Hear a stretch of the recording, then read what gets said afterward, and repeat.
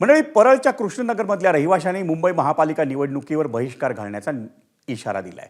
या रहिवाशांनी इमारतीबाहेर बॅनर लावून प्रशासनाचं लक्ष वेधून घेतलं। कृष्णनगरचा पुनर्विकास गेल्या 16 वर्षांपासून रखडलेला आहे आणि त्यामुळे तिथल्या रहिवाशांनी सर्व राजकीय पक्ष आणि राज्य शासनाला इशारा दिला।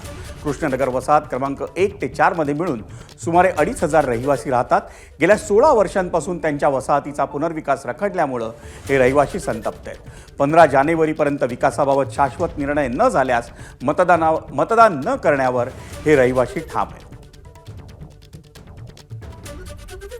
कोणी या 15 तारखेच्या आत आम्हाला योग्य मार्गदर्शन केलं, आम्हाला तिथपर्यंत नेलं, आम्हाला ठामपणे सांगितलं की तुमचा विकास होणार आहे, शाश्वत होणार आहे, तर आम्ही इलेक्शनला नक्की जाऊ। पण जर तसं कोणी आम्हाला सहकार्य करणार, आम्ही आजच OSDना त्यांच्या बोललो त्यांच्याशी, उद्या त्यांनी आम्हाला भेट देण्याचं ठरवलं आहे आणि शिंदे साहेबांना आजच त्यांच्या ईमेल IDवर dcm@gov.in महाराष्ट्र त्याच्यावर आम्ही मेल पाठवलेला आहे।